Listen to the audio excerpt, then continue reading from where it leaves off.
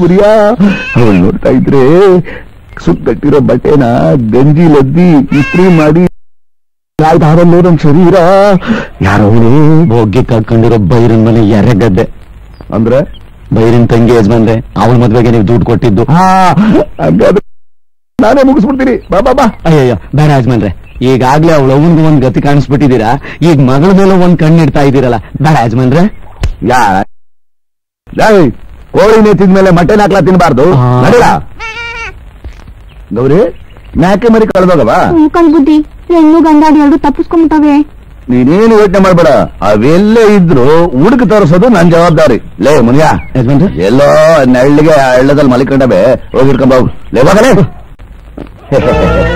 ಗೌರಿ, ಅವ್ನು ಹಿಡ್ಕೊಂಡ್ ಬರೋವರೆಗೂ ನಾವಿಬ್ರು ನಮ್ ಪಂಪ್ ಹೌಸ್ನಾಗೆ ಪಂಪು ಕೂತ್ಕೊಳ್ಳೋಣ. ಬಾ ಸಾಕ್ಷಾತ್ಕೊಂಡು ಗೌರಿ, ನಿನ್ ಮದುವೆಗೆ ನಾನು ಹಣ ಕೊಟ್ಟ ವಿಷಯನ ನಿಮ್ಮ ಅಣ್ಣ ಹೇಳಿದ್ನ? ಹೇಳ್ದೆ ಯಜಮಾನ್ರೆ, ನಿಜವಾಗ್ಲೂ ಅವ್ರ ಸಮಾನ. ನನ್ನ ಸನ್ನಿಧಾನ ದೇವಸ್ಥಾನ ಅನ್ನು ನನ್ನಾಣೆ. ಮತ್ತೆ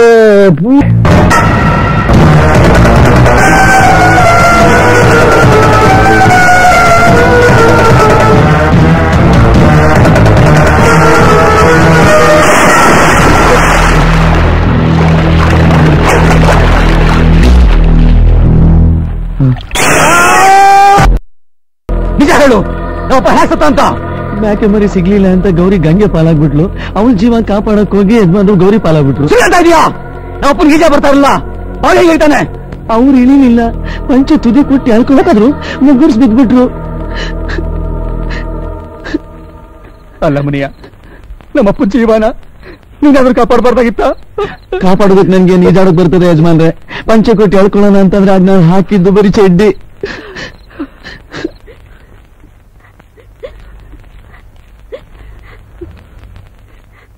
ಅಪ್ಪ, ಎಲ್ಲಿ ಹೋಗ್ತಾ ಇದ್ದೀರಾ?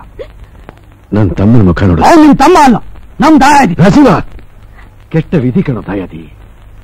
ಅವನಲ್ಲ, ಆ ದೇವರ ಹಸಿರ ನಾಟಕದಲ್ಲಿ ನಾನು ಧರ್ಮಪ್ಪನ ಪಾತ್ರ ಮಾಡಿದ್ದೆ, ಅವನು ನನ್ನ ತಮ್ಮ ದಾಯಾದಿ ಪಾತ್ರ ಮಾಡಿದ್ದ ಅಷ್ಟೇ. ಈಗ ನಾಟಕ ಮುಗಿದೋಯ್ತು. ದೇಶದ ಬಣ್ಣ ಅಳಿಸ್ಕೊಂಡು ಅಣ್ಣ ಬಾರಣ್ಣ ಅಂತ ಕರೀತಾ ಇದ್ದಾನೆ. ಅದು ನನಗೆ ಕಿವಿ ಕೇಳಿಸ್ತಾ ಇದೆ. ಎಷ್ಟಾಗ್ಲಿ ಅವನ ತಪ್ಪ, ನಾವು ಹೋಗ್ಲೇಬೇಕು.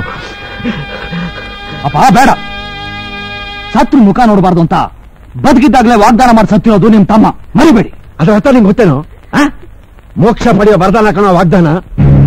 ಋಷಿಗೆ ಶಾಪ ಗುರಿಯಾಗಿ ದೇವತೆಗಳೇ ರಾಕ್ಷಸರಾಗಿ ಹುಟ್ಟಿ ಆ ದೇವರಿಗೆ ದಾಳಿಗಳಾಗ್ಬಿಡ್ತಿದ್ರು. ಯಾಕೆ ಗೊತ್ತೇನೋ? ಬೇಗ ತಮ್ಮ ಜನ್ಮ ಮುಗಿಸಿ ಪಾಪ ಕಳ್ಕೊಂಡು ಮುಕ್ತಿ ಪಡೆಯೋದಕ್ಕೆ. ಹಾಗೆ ನನ್ನ ತಮ್ಮನು. ಗೊತ್ತಾಯ್ತೇನೋ? ಅಪ್ಪ ದಯವಿಟ್ಟು ಹೋಗ್ಬೇಡಿ. ನೀವು ಹೋದ್ರೆ ಅಲ್ಲಿ ಯಾರು ನಿಮ್ಗೆ ಮರ್ಯಾದೆ ಕೊಡಲ್ಲ. ಪರವಾಗಿಲ್ಲ, ನನ್ನ ತಮ್ಮನಿಗೆ ನೀರು ಮಣ್ಣು ಹಾಕೋಕೆ ಅವಕಾಶ ಕೊಟ್ಟರೆ ಅಷ್ಟೇ ಸಾಕು. ಅಪ್ಪ, ನೀವು ತಪ್ಪು ಮಾಡ್ತಾ ಇದ್ದೀರಾ. ಇಲ್ಲ, ಆತ್ಮಸಾಕ್ಷಿ ಒಪ್ಪುವಂತ ಕೆಲಸ ಮಾಡ್ತಾ ಇದ್ದೀನಿ. ಇಲ್ಲ, ನೀವು ಹೋಗೋದು ನನ್ ಸ್ವಲ್ಪನೂ ಇಷ್ಟ ಇಲ್ಲ. ಹೋಗ್ತಾ ಹೋದ್ರೆ ವಿಧಿನೇ ಇಲ್ಲ.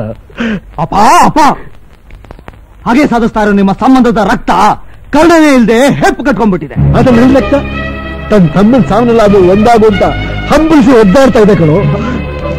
ಅಪ್ಪ, ರಾಜೀವ, ನಾವು ಹೋಗೋಣ ನಡೆಯೋ. ಅಮ್ಮ, ನನ್ನ ಮಾತು ಕೇಳಿ. ಇಂಥ ಸಮಯದಲ್ಲಿ ಹಠ ಮಾಡ್ಬೇಡ್ರಿ. ಹೌದಪ್ಪ.